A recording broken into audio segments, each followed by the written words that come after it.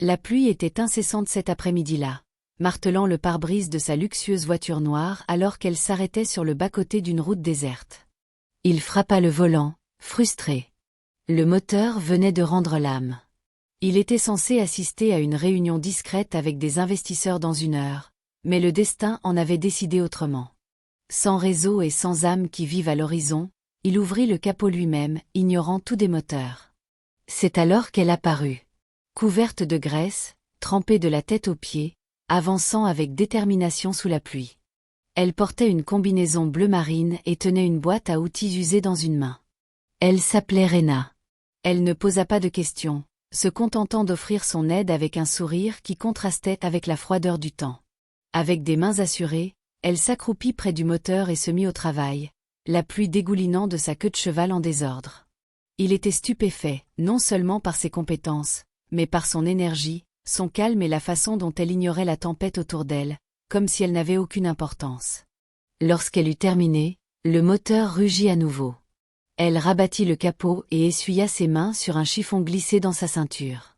Il proposa de la payer généreusement, mais elle refusa d'un geste, disant « On dirait que vous aviez besoin d'aide. »« Ça me suffit. » Puis elle se retourna et s'éloigna dans la pluie, disparaissant dans la brume comme si elle en était sortie. Il resta figé sur le siège conducteur, se demandant pourquoi il n'avait soudain plus envie de repartir. Le milliardaire, connu dans le monde sous le nom de Monsieur Cad, ne pouvait s'empêcher de penser à cette étrange mécanicienne au sourire doux et aux mains rudes. Il avait rencontré de nombreuses femmes dans des salles de réunion et des soirées fastueuses, mais aucune comme elle. Il ne connaissait même pas son nom de famille. Ce soir-là, au lieu de répondre à des emails ou de relire des contrats, il ressassa ses paroles en boucle dans son esprit. On dirait que vous aviez besoin d'aide. Le lendemain matin, il se retrouva sur cette même route, espérant la revoir. Il conduisit lentement, scrutant chaque recoin jusqu'à ce qu'il repère un petit garage automobile niché derrière une rangée d'arbres. Ce n'était pas grand-chose, un toit en tôle, des pièces de voiture éparpillées et une petite pancarte manuscrite indiquant réparation de Rena. Son cœur fit un bond. Il se gara et avança vers le garage comme s'il entrait dans un lieu sacré. Rena était sous le capot d'un vieux camion poussiéreux, fredonnant doucement. Elle leva les yeux en le voyant et sourit. La voiture est encore en panne. Il rit nerveusement et secoua la tête. Non, elle va bien. Je suis venu vous remercier correctement et, peut-être vous proposer un café. Rena haussa un sourcil et s'appuya contre le camion. Un café ? Vous n'avez pas l'air du genre à le boire dans un gobelet en carton. Il sourit, le cœur battant. Il ne savait pas dans quoi il s'engageait, mais il savait qu'il ne voulait pas partir. Leur rendez-vous ne se déroula pas dans un café chic. Rena l'emmena dans un petit dîner au bout de la route, un endroit qui sentait les œufs frits et l'huile, avec des banquettes usées et une radio diffusant de vieilles chansons. Elle commanda un café noir et un sandwich gras. Cad suivit son exemple, faisant semblant de ne pas regretter son espresso matinal. Ce moment était authentique, et cela le rendait meilleur que tout ce à quoi il était habitué. Rena se moquait de son argent ou de sa réputation. Elle parlait des moteurs comme s'il s'agissait de personnes avec leurs humeurs et leurs particularités. Cad l'écoutait, fasciné. Elle était brute, honnête, pleine d'un rire inattendu. Elle lui posa des questions sur sa vie, sans ciller lorsqu'il mentionna qu'il dirigeait plusieurs entreprises. « Ça explique le costume », dit-elle avec un sourire en coin. « Mais ne vous attendez pas à un traitement de faveur dans mon garage. » Il quitta le dîner avec une légèreté qu'il n'avait pas ressentie depuis des années. De retour dans son Penthouse, entouré de verre et de silence, il réalisa quelque chose de troublant. Elle lui manquait. Une femme qu'il connaissait depuis moins de 24 heures. Il regarda par la fenêtre, la pluie tapant doucement contre la vitre, et murmura pour lui-même « Qui es-tu, Rena ?» Cad commença à trouver des excuses pour retourner au garage. Un bruit étrange dans le moteur, une vibration suspecte dans les pneus, n'importe quoi pour justifier une nouvelle visite. Rena comprit vite son manne productive, mais elle ne le repoussa pas. Elle le taquinait sans relâche, l'appelant « riche garçon » ou « PDG en vacances », mais elle avait toujours un sourire chaleureux lorsqu'il entrait. Le garage devint son refuge. Là-bas, il n'était pas le milliardaire, juste un homme essayant d'apprendre la différence entre un vilebrequin et un arbre à cames. Rena était patiente, lui enseignant peu à peu, riant lorsqu'il se trompait. Une fois, il tenta de l'impressionner en changeant un pneu crevé. Il finit par le percer. Elle rit si fort qu'elle dut s'asseoir. « Restez dans vos réunions de conseil, dit-elle, essuyant des larmes de rire. Ils partageaient des déjeuners sur le capot de voiture en panne, des conversations passant des blagues aux confidences. Kat se surprit à lui raconter des choses qu'il n'avait jamais dites à personne. La solitude de la richesse, la pression de l'héritage, le vide du pouvoir. Rena écoutait sans juger, simplement présente.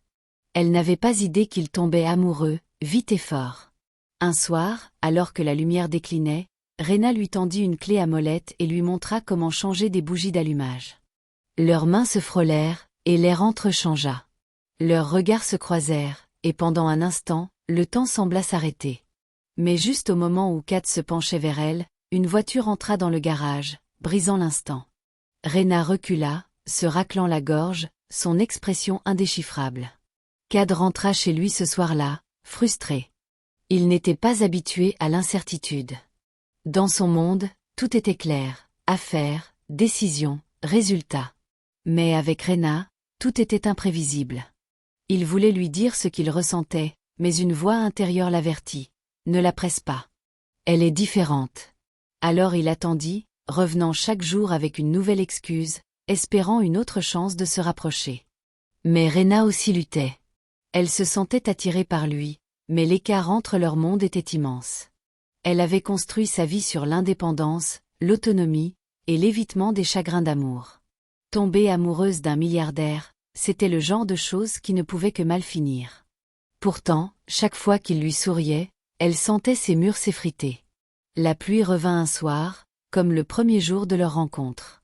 Kat était déjà dans le garage, prétendant inspecter une fuite d'huile.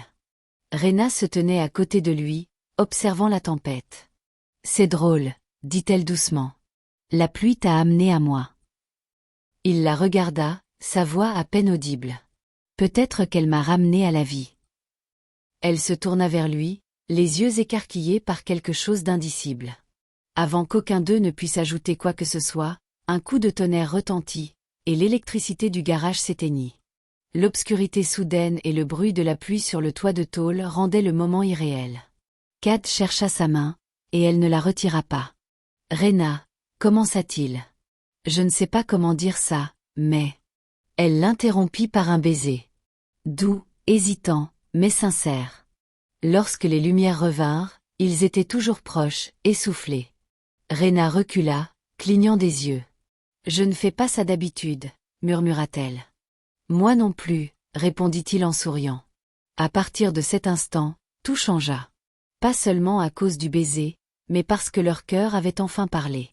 Sans un mot, ils restèrent dans le garage, incertains de quoi dire ensuite. L'air était chargé de sentiments qu'aucun d'eux n'avait prévu d'affronter. Rena se détourna la première, s'occupant d'une boîte à outils à proximité, feignant de chercher quelque chose. Kat ne la pressa pas. Il la connaissait assez pour savoir qu'elle avait besoin d'espace pour réfléchir. Mais quelque chose s'était ouvert entre eux, et il n'y avait plus moyen de faire semblant. Les jours suivants furent plus calmes. Rena évitait les longs regards et parlait en phrases plus courtes. Kat, sentant son retrait, décida de ne pas venir au garage pendant un temps. Cela lui faisait mal, mais il respectait ses limites. Il se plongea dans le travail, mais rien ne semblait plus pareil. Ses réunions lui semblaient inutiles, son bureau terne. Il lui manquait la graisse, le bruit des clés qui s'entrechoquent, et ses remarques sarcastiques. Puis, une semaine plus tard, Rena apparut à son bureau, en combinaison trempée par la pluie, comme lors de leur première rencontre. Elle passa devant des réceptionnistes ébahis et se planta devant son bureau, les mains dans les poches. « J'ai détesté que tu sois parti, » dit-elle simplement. « Alors, si t'as fini de te cacher, riche garçon, j'ai ramené ton manomètre de pression des pneus. » Kat se leva, s'approcha d'elle, et sans un mot, l'embrassa devant tout le monde. Ils commencèrent à passer plus de temps ensemble, ne dansant plus autour de leurs sentiments. Rena restait Rena, franche, indépendante, et résistante à tout ce qui semblait trop luxueux. Kat faisait de son mieux pour s'intégrer à son monde, arrivant en vêtements décontractés et aidant à organiser le garage encombré. Il apportait même des sandwichs enveloppés dans du papier absorbant, comme elle aimait. Mais leur lien grandissant n'échappa à personne. L'assistant personnel de Cad, Jordan, remarqua que son patron disparaissait souvent pendant la journée. Les médias commencèrent à fouiner aussi. Pourquoi le milliardaire, si discret d'habitude, passait-il son temps dans un garage poussiéreux? Les rumeurs se mirent à circuler. Un jour, un blog à scandale publia une photo floue de Cad et Rena partageant un déjeuner sur le capot d'une voiture. La photo devint virale. Rena la vit sur son téléphone et se figea. « Je n'ai pas demandé ce genre d'attention, dit-elle. Le cœur de Cad se serra. « Moi non plus, répondit-il.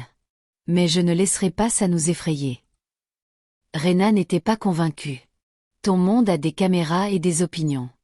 Le mien n'a que des moteurs.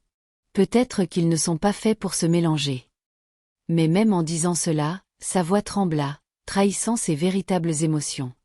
La semaine suivante fut tendue. Rena cessa de répondre à ses appels, et le garage était toujours trop occupé lorsqu'il passait. Cad ne lui en voulait pas. Sa présence avait perturbé sa vie paisible. Mais cela ne signifiait pas qu'il abandonnait. Au lieu de grands gestes, il commença petit. Chaque jour, il laissait quelque chose devant la porte du garage. Un café, son donu préféré, une note manuscrite. Un matin, elle ouvrit le garage et trouva une boîte à outils usée, soigneusement restaurée, avec son nom gravé sur le manche. À l'intérieur, chaque outil portait une étiquette avec une blague ou un souvenir partagé. Rena la fixa longtemps avant de l'appeler enfin. « D'accord, » dit-elle lorsqu'il décrocha. « T'as gagné. Mais la prochaine fois, ramène aussi un café. » Ce soir-là, ils parlèrent pendant des heures. Rena avoua ses peurs, comment elle craignait de ne jamais appartenir à son monde. Cad lui dit qu'il ne voulait pas qu'elle change. Il voulait s'intégrer au sien. « J'ai eu de l'argent toute ma vie, » dit-il. « Mais toi, tu es la première chose qui semble réelle. » Cad l'introduisit dans son monde à sa manière, pas dans une salle de bal, mais sur un toit calme avec des bougies, de la musique et des serviettes tachées d'huile. Rena arriva en jean et bottes habituelles, et lui aussi. Ils dansèrent sous les étoiles, riant lorsqu'il lui marcha sur les pieds. Ce n'était pas parfait, mais c'était eux. Et cela suffisait. Mais tout le monde n'était pas ravi. Un des membres du conseil d'administration de Cad, Mason, le pria par le lendemain matin. « Ta petite amie mécanicienne fait les gros titres. Les investisseurs s'inquiètent. » Cad le fixa. « Qu'ils s'inquiètent, » répondit-il. « J'ai construit cet empire. Je n'ai pas à expliquer qui j'aime. » Mason ricana. « Ne t'attends pas à ce que tout le monde applaudisse. » Cad s'en moquait des applaudissements. Ce soir-là, il retourna au garage et proposa à Rena de partir en voyage. Pas à l'étranger, juste un road trip tranquille, loin de tout. Elle hésita, puis hocha la tête. « Mais c'est toi qui conduis, » dit-elle. « Et je ne répare rien si tu tombes en panne. » Le voyage fut spontané. Pas d'itinéraire, pas de réservation d'hôtel, juste 2 personnes dans un vieux camion avec une radio à moitié fonctionnelle. Ils traversèrent des champs, des collines et des villages paisibles, s'arrêtant là où bon leur semblait. Rena lui apprit à faire le plein tout seul et à cuire des nouilles sur un réchaud de camping. Cad lui apprit à dormir dans le silence sans regarder par-dessus son épaule. Une nuit, allongée sous les étoiles, Rena murmura. « Je n'aurais jamais cru que quelqu'un comme toi pourrait tomber amoureux de quelqu'un comme moi. » Cad se tourna vers elle et répondit. « Alors tu ne sais pas à quel point quelqu'un comme toi est rare. » Leur baiser sous le ciel étoilé scella une promesse. Ils rentrèrent plus forts. Rena rouvrit le garage avec une nouvelle pancarte et une peinture plus vive. Cad prenait des appels professionnels depuis un bureau improvisé près des outils. Tout le monde trouvait ça étrange, un milliardaire travaillant à côté de bougies d'allumage et de courroies. Mais Cad s'en fichait. Avec Rena à ses côtés, tout avait du sens. Un après-midi pluvieux, semblable au jour de leur rencontre, Cad reçut la visite de son père, un homme austère. Ce dernier observa le garage avec un mélange de confusion et d'inquiétude. « Alors, c'est ça ta vie maintenant ?» demanda-t-il.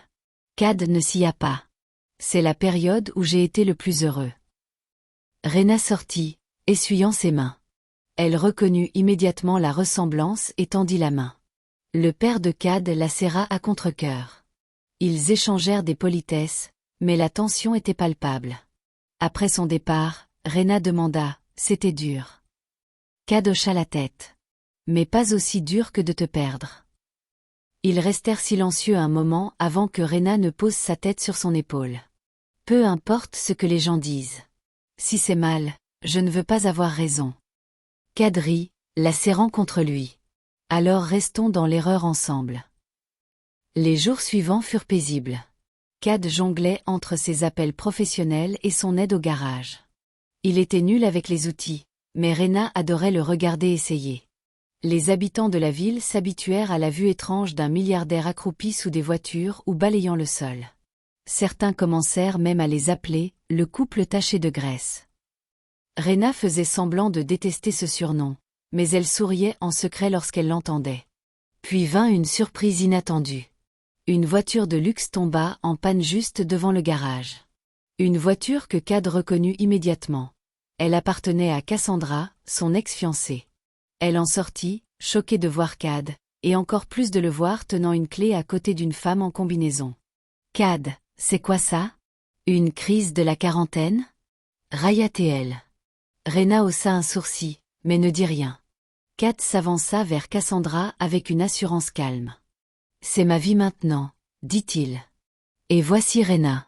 La femme que j'aime. » Cassandra rit. « De l'amour avec une mécanicienne? Cad, sois sérieux. » Mais Cad ne broncha pas. « Je n'ai jamais été plus sérieux. » Cassandra détailla Rena de la tête aux pieds, puis remonta dans sa voiture. « Amuse-toi à jouer dans la saleté. » Mais Rena garda la tête haute alors que le moteur s'éloignait en tout sautant. Cette rencontre remua quelque chose en Rena. Elle avait toujours su que Cad venait d'un autre monde, mais voir son passé de si près rendait les choses réelles.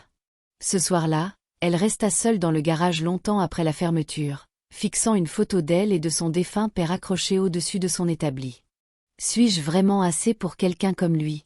murmura-t-elle. Cad la trouva là, silencieuse, et ne savait pas comment la réconforter. « Si tu penses à ce qu'elle a dit, » commença-t-il. Mais Rena secoua la tête. « Ce n'est pas à cause d'elle. C'est à cause de moi. Je ne veux pas être ton point faible ou ton embarras. » Cad s'assit à côté d'elle. « Tu ne le haises pas.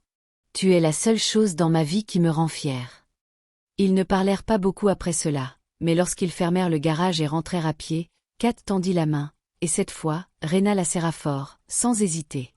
Les semaines suivantes apportèrent du changement. Cad décida d'investir dans quelque chose qui n'avait rien à voir avec les affaires ou le profit. Il acheta le terrain à côté du garage de Rena et lui dit « Fais-en ce que tu veux. » Au début, elle refusa. « Je n'ai pas besoin de ton argent. » Mais il répondit « Alors ne le prends pas comme de l'argent.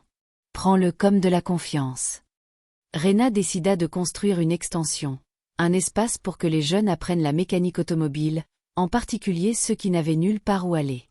Elle ne fit pas de publicité, ne donna pas de nom prestigieux. Mais le bouche à oreille se répandit comme de l'huile sur du béton. Bientôt, des gamins avec de la saleté sous les ongles et des rêves dans les yeux commencèrent à arriver. Cad les observait depuis un coin, émerveillé par la façon dont Rena les guidait naturellement. Elle ne donnait pas de leçons magistrales, elle leur montrait simplement comment travailler et réparer. « Vous n'avez pas besoin d'une vie parfaite, » leur dit-elle un jour. « Juste d'une compétence et d'un peu de foi. » Cad sourit, réalisant qu'elle s'adressait à plus que ces jeunes. Tout allait trop bien, et la vie ne laisse pas cela durer longtemps. Un soir, après une longue journée, Rena alla chercher à manger chez un vendeur local et surprit deux hommes en train de parler. Ils ne savaient pas qu'elle était là. « Elle se sert de lui, » dit l'un. « Attends qu'elle ait fini de bâtir son empire sur son nom. » L'estomac de Rena se noua. Elle retourna au garage, soudain incertaine. Était-ce ainsi que les gens la voyaient? Une profiteuse, une opportuniste? Elle n'en parla pas à Cad, mais les jours suivants, sa chaleur s'estompa. Elle riait moins, recommençait à se replier. Cad le remarqua immédiatement. « Qu'est-ce qui ne va pas ?» demanda-t-il. Rena secoua la tête. « Rien, juste fatiguée. » Mais Cad n'y crut pas. Ce soir-là, alors qu'ils étaient assis sur le capot d'une voiture, regardant la pluie tomber, il dit doucement « Je me fiche de ce que les gens disent. Je ne me soucie que de ce que tu crois. » Dans le silence qui suivit, Rena murmura enfin. Alors crois en moi encore un peu. J'essaie aussi de croire en moi. Cad décida de faire un pas de plus. Il voulait que Rena se sente en sécurité, pas par la richesse, mais par l'engagement. Alors, un matin, alors qu'elle était sous un camion à resserrer des boulons, il l'appela. Elle roula hors du châssis et le vit à genoux, tenant une bague faite d'un écrou de voiture et d'un élastique. « Tu plaisantes, dit-elle. » Cad sourit. « Pas du tout. Je t'achèterai une vraie bague plus tard. Mais je me suis dit que puisque c'est ici que je suis tombé amoureux de toi, c'est ici que je devais te demander. Veux-tu m'épouser, avec la graisse et tout ?» Rena ne pleura pas. Elle jeta la clé de côté et le serra dans ses bras. « Oui, espèce d'homme ridicule. Oui. » Leur engagement devint le sujet de conversation de la ville. Certains les félicitèrent, d'autres murmurèrent. Mais Cad et Rena s'en moquaient. Ils étaient trop occupés à planifier un mariage qui n'aurait pas lieu dans une salle, mais dans le garage, entouré de bidons d'huile, de pneus et des gens qui comptaient vraiment. Le jour du mariage, la pluie tombait, comme le premier jour de leur rencontre. Le garage était décoré de vieilles plaques d'immatriculation, de guirlandes lumineuses et de boîtes à outils empilées comme des autels. Rena portait un jean et un t-shirt blanc avec une tache de graisse sur l'épaule. Cad portait des bottes et une veste qu'elle avait un jour raccommodée avec du ruban adhésif. Amis, voisins et même les habitants sceptiques de la ville étaient là. Lorsque Rena descendit l'allée entre deux rangées de voitures au lieu de bancs, tout le monde se leva. Cad souriait si fort que son visage lui faisait mal. « Tu es sûr de vouloir passer le reste de ta vie avec un mécanicien ?» taquina-t-elle. « Je passerai 2 vies, répondit-il. Leurs vœux furent courts mais sincères, et lorsqu'ils s'embrassèrent, un coup de tonnerre retentit au-dessus, comme si le ciel applaudissait. Ce n'était pas un mariage parfait, mais il était parfaitement eux. La vie de mariés apporta ses propres surprises. Ils transformèrent le garage en espace de vie avec une petite chambre à l'étage et une cuisine à l'arrière. Cad continuait à gérer son entreprise à distance, mais trouvait le temps de vidanger l'huile et de permuter les pneus. Rena le taquinait chaque fois qu'il laissait tomber un boulon. « Tu progresses, » riait-elle. Mais le succès ne la ralentit pas. Le programme pour jeunes mécaniciens grandit, et bientôt, des garages dans les villes voisines demandèrent à reproduire son modèle. Rena hésita. « Je ne veux pas perdre l'âme de tout ça, » dit-elle. Cad proposa une solution. « Agrandissons, mais gardons ça local. Laisse les gens apprendre, puis lancer leurs propres projets. » Ils tombèrent d'accord, et bientôt, le travail de Rena devint un symbole, non pas de charité, mais de mentorat brut et concret. On ne la voyait plus comme la mécanicienne qui avait épousé un milliardaire. On la voyait comme la femme qui changeait des vies avec rien d'autre que des outils et de la patience. Une nuit, alors qu'ils étaient assis à l'entrée du garage, observant les éclairs au loin, Cad demanda. « T'es-tu déjà demandé ce qu'aurait été la vie si nous ne nous étions jamais rencontrés ?» Rena hocha la tête. « Tu serais toujours riche. Je serais toujours grognon et couverte d'huile de moteur. » Cad rit. « Peut-être, mais je serais vide. » Leur relation n'était pas parfaite. Ils se disputaient pour des broutilles, comme qui avait oublié de fermer le garage ou à qui c'était le tour de faire la vaisselle. Mais chaque dispute se terminait par un rire ou un silence partagé sous les étoiles. Ils avaient construit une vie, non pas dans le confort, mais en se choisissant jour après jour. Et lorsque Rena posa sa tête sur son épaule ce soir-là et murmura « Merci d'être tombé en panne devant mon garage », Cad sourit et répondit « Merci d'avoir réparé plus que ma voiture. » Les mois passèrent, et la vie continua de les surprendre. Un matin, Cad se réveilla pour trouver Rena déjà en bas, penchée sur un plan. « Tu travailles avant le café ?» demanda-t-il. Elle leva les yeux, pétillant. « J'ai pensé, et si on construisait un atelier rien que pour les femmes à côté ?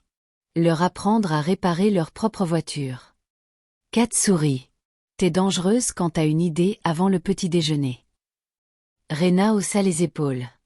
Beaucoup de femmes ont peur des garages. Elles pensent que c'est un monde d'hommes, mais je veux changer ça. Cad se tint à côté d'elle et regarda les plans. Faisons-le. Je finance, mais c'est toi qui gères. Pas de salle de réunion, juste des outils et de la confiance. L'atelier ouvrit quelques mois plus tard avec une longue file de femmes curieuses attendant de s'inscrire. Le nom sur l'enseigne ? Les mains de Rena. Pas garage, pas institut, juste mains. Parce qu'elle croyait que chaque femme devait savoir utiliser les siennes avec assurance. Et juste comme ça, Rena devint plus qu'une mécanicienne. Elle devint une révolution discrète. Mais chaque rêve attire des tempêtes. Un article anonyme commença à circuler en ligne, traitant Rena de « chercheuse d'or de garage », qui avait utilisé son apparence et une histoire larmoyante pour manipuler un milliardaire et accéder à la gloire. C'était rempli de mensonges, mais les commentaires faisaient mal. Rena fit semblant de s'en moquer. « Laisse-les japper », dit-elle. Mais Cad voyait que ça l'atteignait. Il retrouva la trace du blogueur à l'origine de l'article, un critique automobile raté, amer du succès de Rena. Cad voulait le poursuivre en justice, mais Rena l'arrêta. « Laisse mon travail leur répondre », dit-elle. Et c'est ce qui arriva. Un journaliste local fit un reportage en la suivant pendant une semaine. L'article, intitulé La reine de la Grèce qui transforme la crasse en or, devint viral. Soudain, le récit changea. Rena n'était plus juste une mécanicienne chanceuse. Elle était une femme qui transformait des taches d'huile en inspiration. Des filles de partout lui écrivirent des lettres, la remerciant de leur avoir montré une autre voie. Rena accrocha l'une d'elles sur le mur du garage. « Vous m'avez fait croire que je pouvais être forte sans changer qui je suis. » Leur vie devint une danse entre simplicité et signification. Cad apprit à aimer l'odeur de l'huile moteur, et Rena apprit à apprécier le calme tranquille de ses rituels matinaux de thé. Ils étaient opposés, mais ils avaient trouvé un rythme, non pas en essayant de se changer, mais en respectant l'espace entre eux. Un soir, un client riche arriva avec une voiture de luxe nécessitant une pièce rare. Cad proposa de la faire livrer immédiatement, mais Rena répondit « Pas de précipitation. La voiture n'est pas cassée, juste incomprise. » Elle prit le temps de la diagnostiquer à l'ancienne, en écoutant, en touchant, en suivant son instinct. Le client était stupéfait. « Vous avez réparé ce que 3 concessionnaires n'ont pas pu. » « Comment ?» Rena essuya ses mains et sourit. « Parce que je ne répare pas seulement les voitures. Je les écoute, comme je l'écoute lui, » ajouta-t-elle en désignant Cad. Il rougit, faisant semblant de ne pas entendre, mais il l'avait entendu, et son cœur se gonfla de fierté. Ils prirent une courte pause du garage un week-end et louèrent une petite cabane dans les collines. C'était leurs premières vacances ensemble, et Cad insista pour cuisiner. La nourriture était atroce. Rena rit si fort qu'elle pleura, puis lui apprit à faire frire des œufs sans brûler la poêle. « Toi, tu répares les moteurs. Moi, je répare les œufs. Marché équitable. » Ils firent des randonnées, dansèrent sous les étoiles et partagèrent de vieilles histoires. Rena parla de son père, qui lui avait appris à utiliser des outils avant même qu'elle sache lasser ses chaussures. Cad parla de son enfance solitaire dans un manoir rempli de silence. « L'argent ne crée pas de souvenirs, » murmura-t-il. « Ce sont les gens qui le font. » La dernière nuit, assis près d'un feu de camp, Rena murmura « Merci de me faire sentir vue. » Cad la serra contre lui et dit « Merci de m'avoir vue quand je ne savais pas que j'en avais besoin. » Et dans cet instant, loin du bruit, ils surent qu'ils avaient trouvé le genre d'amour qu'on ne rencontre pas 2 fois. Retourner au garage, c'était comme rentrer chez soi. L'atelier était plus animé que jamais, avec de plus en plus de jeunes femmes s'inscrivant chaque jour.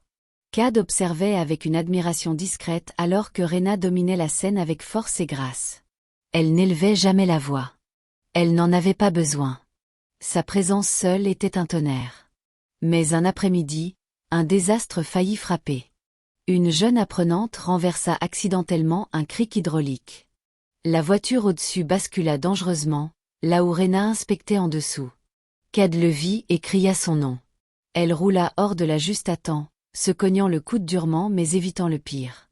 La pièce devint silencieuse. Cad se précipita vers elle, la vérifiant comme un enfant paniqué. « Je vais bien », insista-t-elle. Mais il s'en moquait. « Tu n'as plus le droit d'être sous une voiture sans quelqu'un pour surveiller. Ce n'est pas une demande, c'est une règle maintenant. » Elle hocha la tête, touchée par sa peur. « Compris, patron. » Cet incident changea quelque chose en eux deux. Cad réalisa à quel point la vie pouvait être fragile, même pour les plus forts. Ce soir-là, il lui dit « Commençons à penser à la suite. Pas à abandonner le garage, mais construire quelque chose qu'on pourra faire même quand on sera vieux et gris. Rena y réfléchit. Peut-être une académie de formation ou un atelier mobile qui voyagerait de ville en ville. Ils commencèrent à planifier ensemble, non par peur, mais pour laisser un héritage. Ils voulaient laisser derrière eux quelque chose qui ne soit pas seulement des bâtiments, mais des histoires. Des histoires de courage, d'huile, de sueur et de triomphe silencieux. Kat savait une chose avec certitude, il n'était pas juste tombé amoureux d'une mécanicienne. Il était tombé amoureux d'une visionnaire qui ne savait pas à quel point elle brillait. Et maintenant, sa mission était simple, aider le monde à la voir comme lui la voyait. Un soir, dans un moment calme au garage, Rena se tenait devant une vieille voiture déglinguée qui lui rappelait celle de son père. « J'ai pensé, dit-elle. Je veux restaurer celle-ci, pas pour la vendre, pas pour l'exhiber, juste pour moi, pour le souvenir. » Cad approuva. « Faisons-le ensemble. » Ils travaillèrent sur la voiture chaque soir, petit à petit, comme s'ils reconstruisaient une partie de leur passé.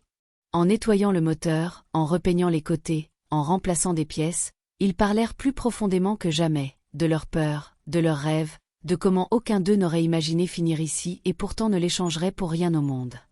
Le jour où la voiture démarra enfin, Rena sourit à travers ses larmes. « On dirait lui, » murmura-t-elle. Cad ne dit rien. Il lui tint simplement la main alors que le moteur ronronnait en fond, un battement mécanique faisant écho à l'amour qui les avait réunis. Peu après, Rena se retrouva devant un groupe d'adolescentes lors de leur premier jour à l'atelier. « Vous n'avez pas besoin de venir d'une famille riche, » leur dit-elle. « Vous n'avez pas besoin de tout savoir. Vous devez juste être prête à vous salir les mains et ne jamais vous excuser d'être qui vous êtes. » Une fille leva la main. « Saviez-vous toujours que vous finiriez heureuse ?» Rena marqua une pause. « Non, » répondit-elle. « Mais je savais que je ne voulais pas rester coincée. Et parfois, la vie vous envoie une voiture en panne sous la pluie.